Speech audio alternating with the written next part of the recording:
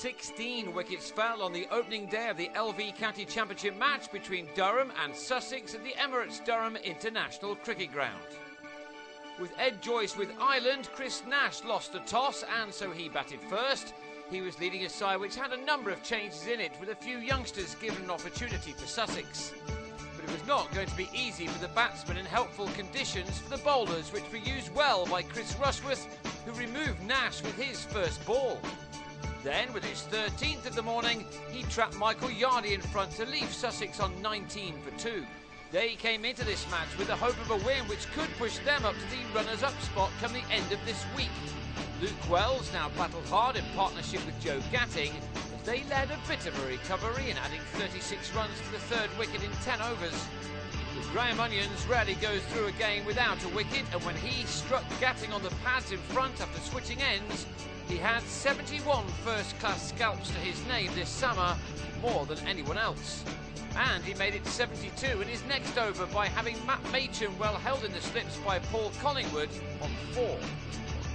Callum Thorpe then produced a beauty to catch the edge of Wells's bat. He departed for 25 with his side in some trouble on 67 for 5. Although with no silverware to their names, these two sides have been the form teams of the second half of the 4-day season. Before the T20 campaign started, both may have feared relegation, but a change of captain midstream has done both the power of good.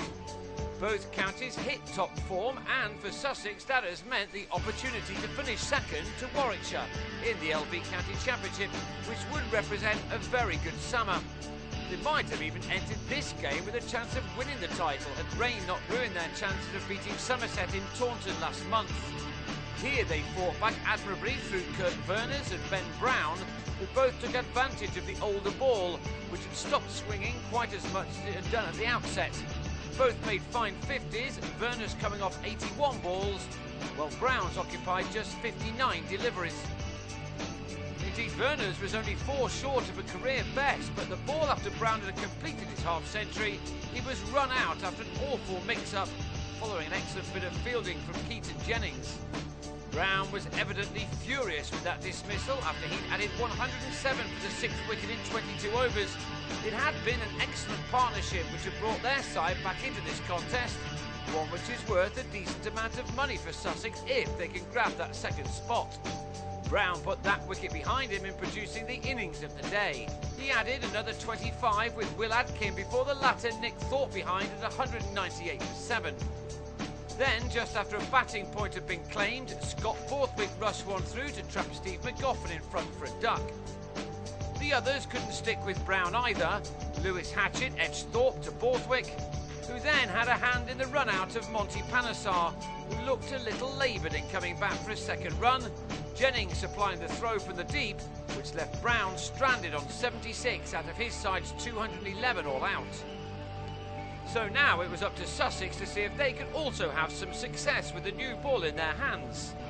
Hatchett won an LBW decision against Jennings in his first over, and in the next, one of the more dangerous opening bowlers this season, McGoffin, had Michael Richardson legged before.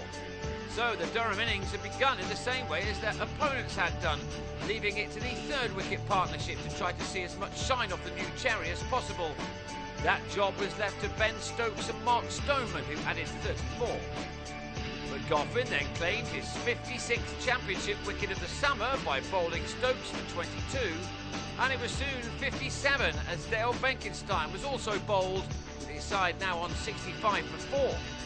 Batting at this ground, in 4-day cricket at least, has been problematic for a large part of the summer, but this was the kind of situation that Collingwood seems to thrive on. He hit a couple of boundaries off of Verners over. Stoneman, meanwhile, was fighting for his runs at the other end and now had a runner after suffering from cramp. That didn't stop him from producing the kind of innings that his side really needed. He flayed the bat when he couldn't get his foot to the pitch of the ball, and that saw him to an 85 delivery 50. As the day came towards its conclusion, Panesar was handed the ball and he got both batsmen out. Collingwood miss-hit him to mid-on to depart for 19, while Stoneman edged to Yardy at slip after contributing 52. Phil Mustard and Borthwick then saw off the last 5 overs to take their side to 131 for 6 by the close, which means that there is nothing to choose between these two teams. Durham will resume on the second morning, 80 runs behind.